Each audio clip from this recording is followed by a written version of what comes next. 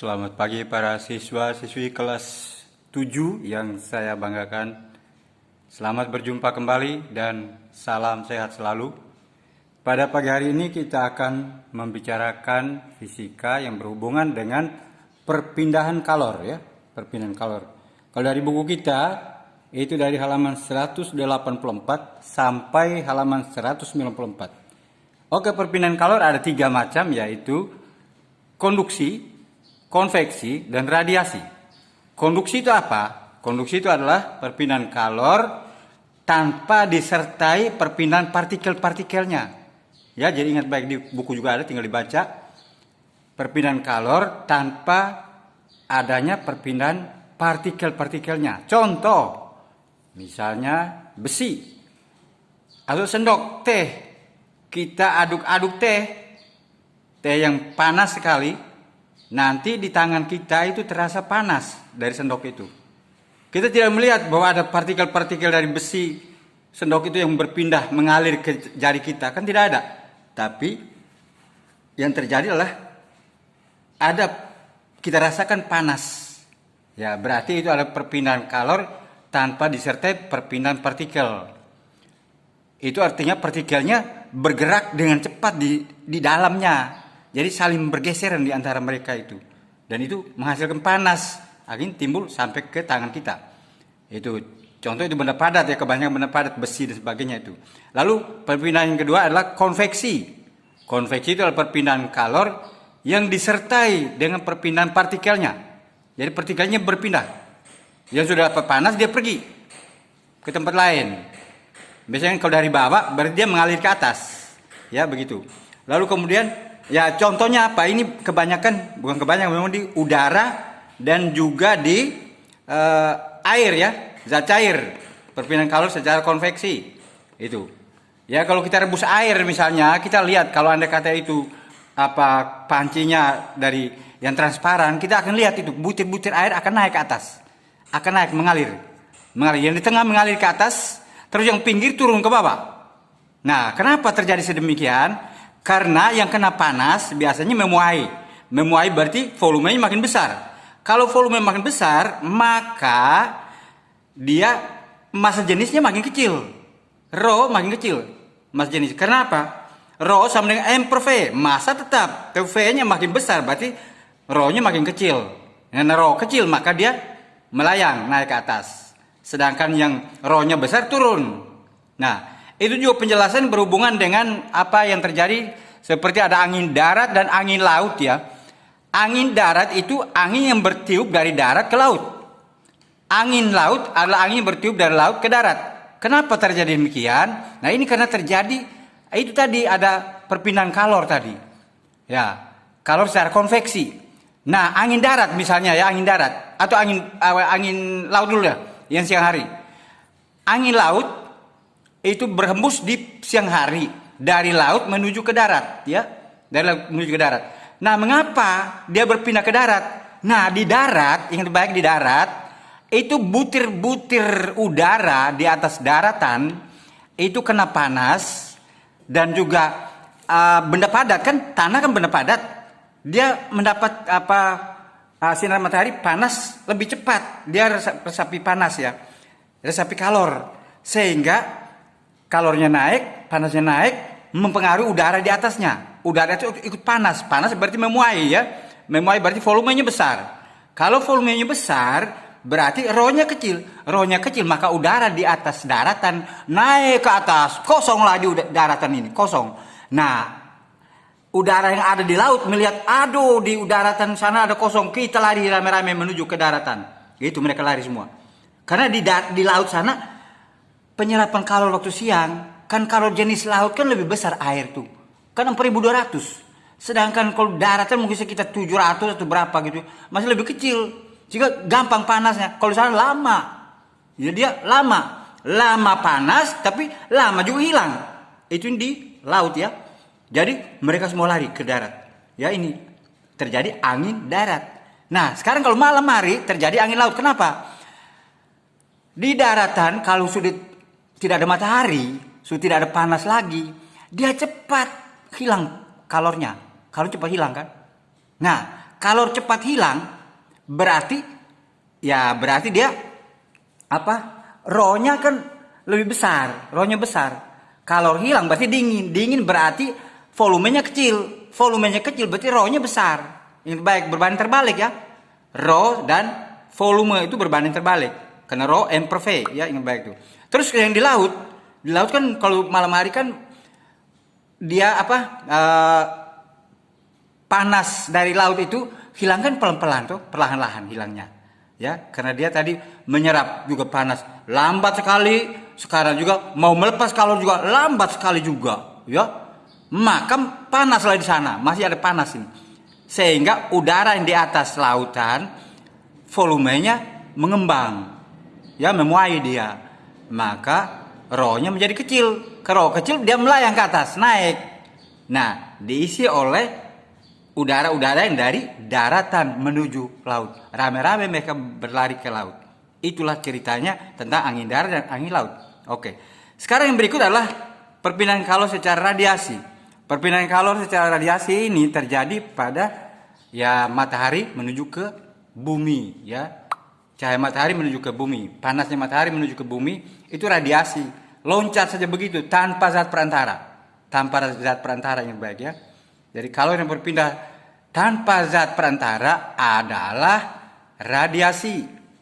Ibaratnya kalau kita mau mengirim barang suatu, kalau Anda duduk di meja-meja di kelas yang berurutan, Anda kata Anda mau memberi buku dari depan ke belakang, Anda pakai lempar saja. Tidak pakai zat perantara teman-temanmu. Langsung lempar sampai di belakang sana. Teman di belakang terima. Itu cerita radiasi ya. Contoh seperti pada cahaya matahari sampai ke bumi, juga radiasi pada api unggun ya, api unggun. Udara yang di antara api unggun dan orang itu kan panas, dia naik ke atas, gitu. Maka loncatlah itu panas dari api itu sampai ke orangnya. Oke. Nah, sekarang kita lihat contoh soal berhubungan dengan konduksi, konveksi dan radiasi ya. Nah, kita lihat yang pertama ini adalah konduksi, perpindahan kalor tanpa disertai perpindahan partikel ya. Nah, contoh itu kita lihat. Hitunglah kecepatan aliran kalor melalui jendela kaca yang luasnya 2 kali 1,5 meter pangkat 2 dan tebalnya 3,2 mm. Jika suhu permukaan dalam 15 derajat Celcius dan permukaan luar dari jendela itu adalah 14 derajat Celcius. K itu konduktivitas ya. Konstanta konduktivitas 0,884 watt per meter Kelvin. Nah, diketahui di sini A luas ya, 2 kali 1,5 sama dengan 3 meter pangkat 2. L itu panjang 3, tebal tuh. Jadi antara luar dan dalamnya kaca kan? Ya tuh. Berarti kan ada ketebalannya. Ketebalan dianggap L ya. 3,2 mm. Dibawa ke meter berarti kali 10 pangkat min 3 bagi 1000 kan? 10 pangkat min 3. T1 ada suhu yang tinggi 15 derajat Celcius yang di dalam ya. Lalu yang luar T2 14 derajat Celcius. Ditanya aliran kalornya delta Q. Delta Q ini. Delta Q rumusnya apa? Delta Q itu adalah aliran kalor, berarti aliran kalor banyak kalor per detik. Ya, per detik ini baik. Rumusnya tidak lain adalah delta Q, jawab ya. Jawab. Ya, lihat delta Q itu per delta T ya. Itu sama dengan K itu konstanta konduktivitas tadi kali luas kali lagi dengan T berapa? T1 kurang T2 dibagi ketebalannya bagi L begitu. Ya tinggal masuk angkanya 0, berapa K itu? 0,884 dikalikan A-nya berapa? 3 meter pangkat 2 dikalikan delta T-nya adalah 15 dikurangi 14 kan 1 toh. Dibagi tebalnya yaitu 3,2 kali 10 pangkat minus 3. Ya berarti kita kalikan itu. Kalau Anda kalikan hasilnya nanti dapat berapa? Ya tinggalkan caranya bagaimana, Anda ngerti ya caranya ini. Ini 10 pangkat min 3, kalau pindah ke atas kan 10 pangkat 3 yang baik positif ya.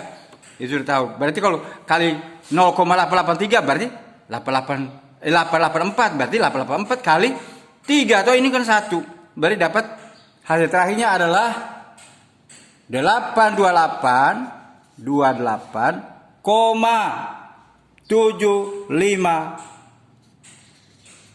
Joule per sekon. Joule per sekon. Satunya joule per sekon ya. Itu konduktivitas. Konduksi ya, konduksi. Lalu sekarang yang konveksi. Konveksi. Kita lihat yang konveksi ini. Contoh soalnya. Permukaan dalam suatu dinding rumah dijaga agar suhunya tetap 30 derajat Celcius pada saat udara luarnya adalah berapa udara luarnya? 20 derajat Celcius. Berapa banyak kalor yang hilang karena konveksi alami pada dinding berukur 8 kali 4 meter persegi selama 1 hari. Ingat yang diketahui di sini adalah T1 30 derajat, T2 adalah 20 derajat Celcius. Bawa ke Kelvin bertambah 273 ya 303 293 Kelvin. Delta T-nya 303 dikurangi 293 berarti sama dengan 10 Kelvin. Luasnya 8 kali 4 sama dengan 32 meter pangkat 2 itu. 32 meter pangkat 2 ya. Lalu kemudian sekarang berikutnya adalah delta T, artinya waktu yang dibutuhkan adalah 24 jam seharian, kata dia 1 hari. Berarti berapa detik? Berarti 24 kali 60 kali 60 kan? Dapat 86.400 sekon. H itu adalah konstanta juga. Konstanta Stefan Boltzmann ya. Konstanta konveksi itu, konveksi. Ya. Nah, kita lihat berarti di sini kita tinggal masuk angka-angka aja ya. Oke. Berapa delta Q-nya? Aliran kalornya? Delta Q-nya. Oke, kita lihat sekarang. Kita tinggal pasang rumus ya. Rumusnya delta Q adalah delta Q itu sama dengan H dikali A kali delta T. Oke. H-nya berapa tadi? 3,5. Kali A-nya berapa? 32. Kalikan dengan delta T. Delta T suhunya berapa delta T-nya? Adalah berapa suhunya tadi? 10 ya. 10. Ya. H kali A kali 10 ya. Kali 10.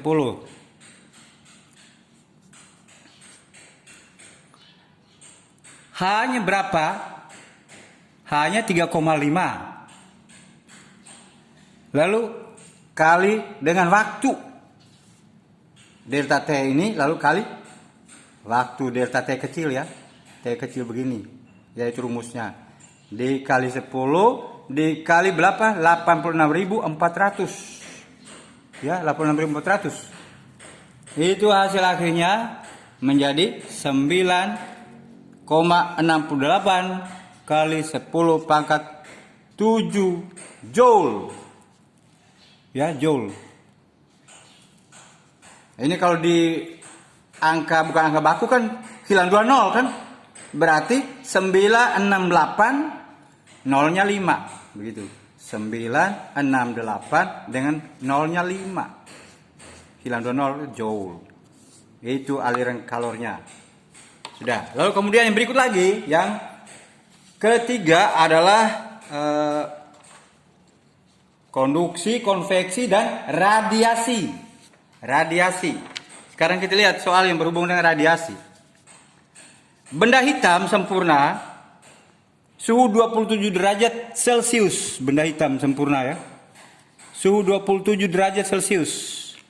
Terus kemudian, jika luas permukaan benda hitam itu adalah 3 meter pangkat 2, berapa kalori yang dipancarkan 1 menit? 1 menit 60 sekon. Ingat diketahui T 27 derajat Celcius dibawa ke Kelvin. Tambah 273 menjadi 300. A itu luas sama dengan 3 meter pangkat 2. T 1 menit 60 sekon. Ditanya delta Q-nya. Ya, delta Q. Delta Q di sini Ingat baik, itu harus delta Q itu rumusnya adalah delta Q per delta T per waktu ya. Ya, kecepatan kan banyak apa per waktu gitu. Ya, berarti sama dengan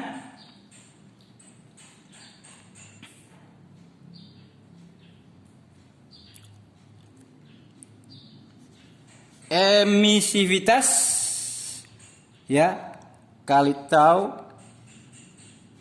ini tau ya, tau seperti T itu ya, kali A kali luas dikali T pangkat 4. Nah itu T pangkat 4 begitu ya, sehingga kita di sini adalah emisivitas dari kalor tadi. Itu kalau benar hitam sempurna itu biasanya 1, diberi angka 1. Berarti tinggal kita masukkan angka-angkanya.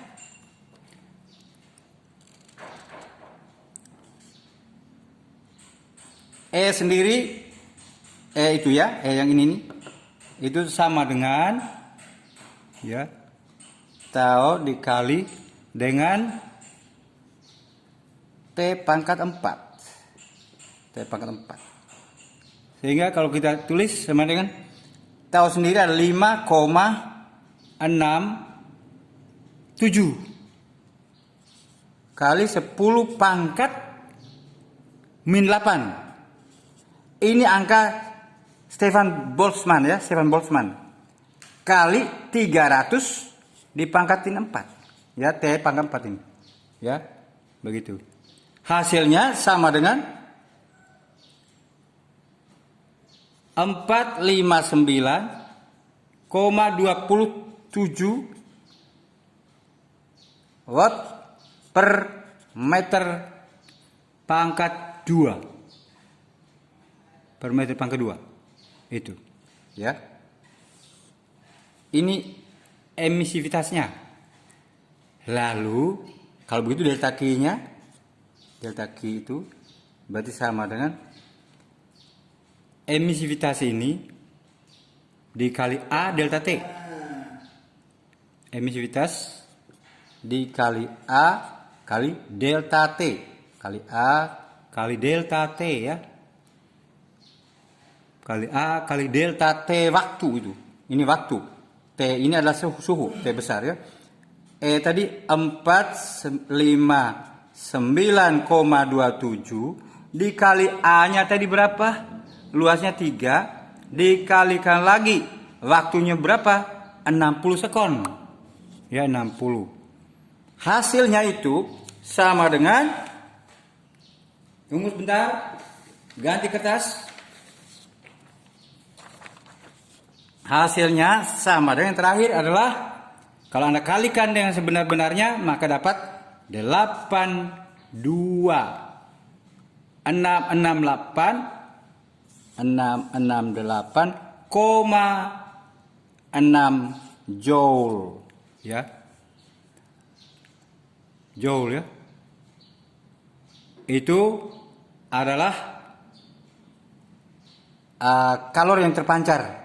82.668,6 joule ya. Kalau dibawa ke kal, kalau kebawa ke kal berarti bagi berapa? Bagi 4,2, jangan lupa ya.